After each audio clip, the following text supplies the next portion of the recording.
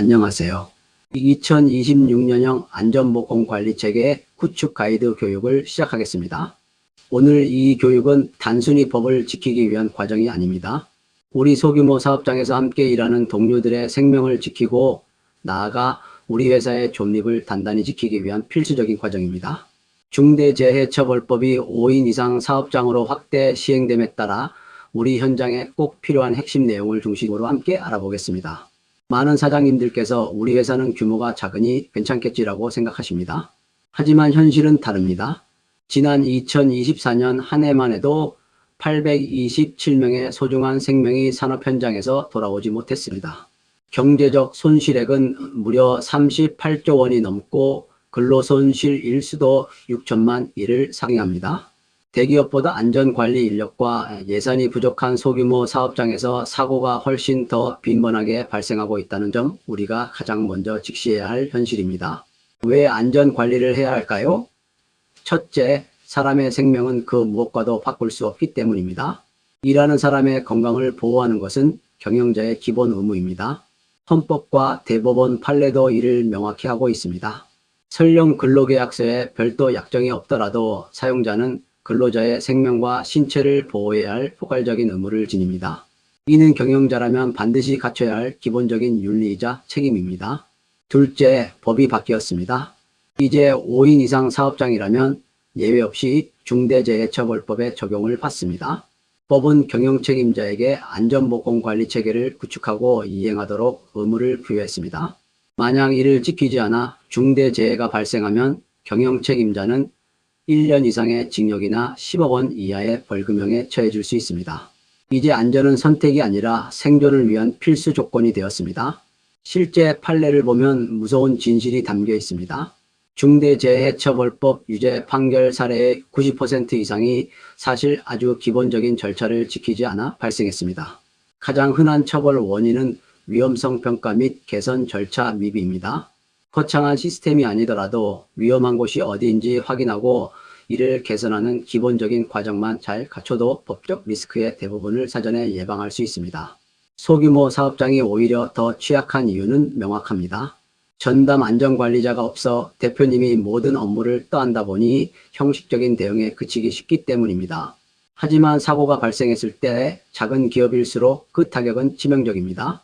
회사의 존립 자체가 위협받을 수 있습니다.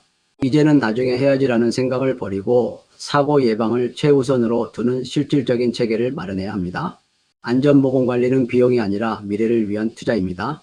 미국의 철강 기업 US 스틸은 생산 제일에서 안전 제일로 경영 방침을 바꾼 뒤 산업재해 감소는 물론 품질과 생산성까지 동시에 잡았습니다. 오늘날 ESG 경영에서도 안전은 핵심 지표입니다.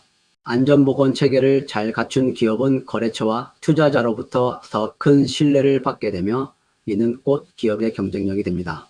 안전관리를 할 때와 안 할 때의 차이는 회사의 운명을 바꿉니다.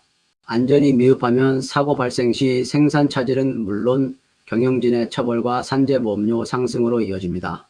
반면 제대로 된 체계를 갖추면 공정 운영이 안정화되고 법적 리스크는 줄어듭니다. 또한 직원들의 만족도가 높아져 좋은 인재가 머무는 일터가 됩니다. 이는 단순히 안전을 지키는 것을 넘어 우리 회사를 건강하게 만드는 길입니다. 그렇다면 무엇부터 시작할까요? 바로 위험성 평가입니다. 1단계, 우리 현장의 위험 요인을 직원들과 함께 찾습니다. 2단계, 우리 사업장 규모에 맞게 효율적으로 평가하고 개선합니다.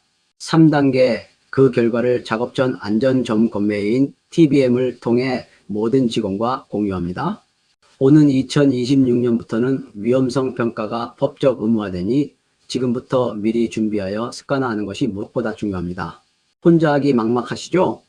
정부는 소규모 사업장을 위한 다양한 무료 지원 제도를 운영 중입니다. 전문가가 직접 방문해 체계 구축을 도와주는 컨설팅부터 최대 3천만 원의 안전시설 개선 비용 지원, 저금리 융자 지원까지 마련되어 있습니다. 산업안전 포털을 방문하시거나 1544-3088로 문의하셔서 우리 회사에 필요한 지원을 꼭 활용하시기 바랍니다. 이제 시작할 때입니다. 우리 직원들의 생명을 지키는 일은 곧 우리 회사의 미래를 지키는 일입니다. 법적 의무를 넘어 안전을 경영의 핵심 가치로 삼아 주십시오. 기본만 지켜도 많은 리스크를 줄일 수 있습니다. 오늘 배운 내용을 바탕으로 우리 사업장의 위험 요인을 차근차근 점검하고 정부 지원 정책을 적극적으로 활용하여 안전한 일터를 함께 만들어 나갑시다. 마지막으로 자주 묻는 질문들을 정리했습니다. 5인 이상 사업장은 모두 법 적용 대상이며 거창한 시스템보다는 기초적인 조치부터 시작해도 충분합니다. 위험성 평가는 한 번으로 끝나는 게 아니라 공정이 바뀔 때마다 순환하는 과정이라는 점을 기억해 주세요. 무료 컨설팅과 다양한 지원금을 잘 활용하면 비용 부담 없이 체계를 갖출 수 있습니다. 오늘 교육이 여러분의 안전한 경영 활동에 큰 도움이 되길 바랍니다.